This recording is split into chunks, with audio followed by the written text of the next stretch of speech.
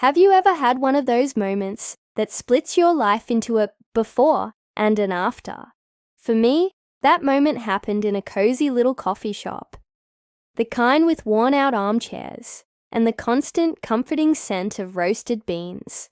Before that day, my life felt like a grayscale movie.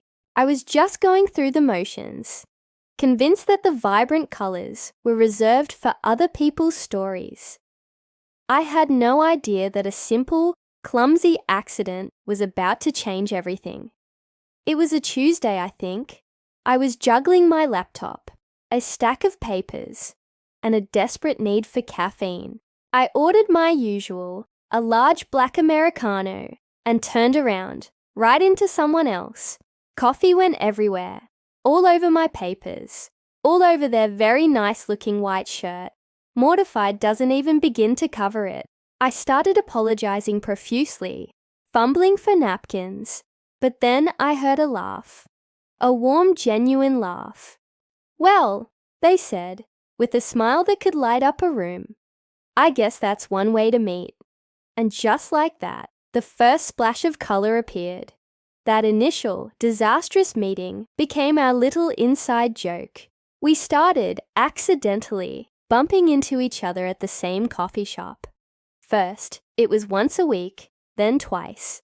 Soon, it became the highlight of my day. We'd talk for hours over steaming mugs, sharing everything and nothing. It was a slow, beautiful burn. We learned each other's coffee orders, our favorite books, our wildest dreams. It felt like we were building a world just for the two of us. One conversation at a time. Within the four walls of that cafe, I found myself smiling more, laughing from my belly, feeling a kind of lightness I hadn't felt in years. The world outside started to look brighter, richer. As we grew closer, the walls I had built around my heart started to crumble. I shared things I hadn't told anyone. I talked about the loss that had drained the color from my world, the grief that had been my silent companion for so long. And in return, they shared their own vulnerabilities, their own past heartaches and fears. In that coffee shop, we found a safe harbor. We weren't just two people falling in love. We were two souls healing together, realizing that our past scars didn't have to define our future. We were showing each other that it was okay to be broken because we could help piece each other back together. But, like in any good story, the plot had to thicken. A poorly timed text message, a misunderstood conversation overheard out of context. Suddenly, all the trust we had built felt like it was teetering on the edge of a cliff. Doubt, that ugly monster, crept in. We both retreated, hurt and confused.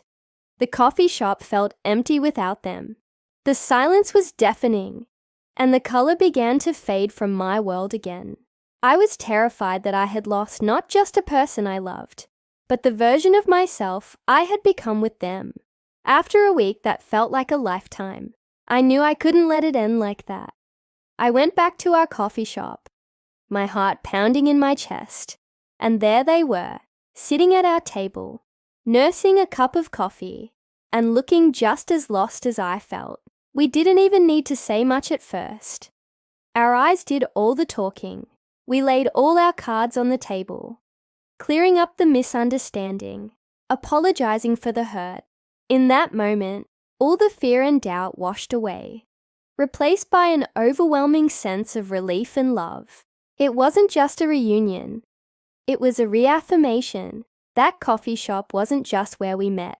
It was where we found each other, lost each other, and found each other again, for good. It is a testament to how the most unexpected places can become the backdrop for the most beautiful chapters of our lives.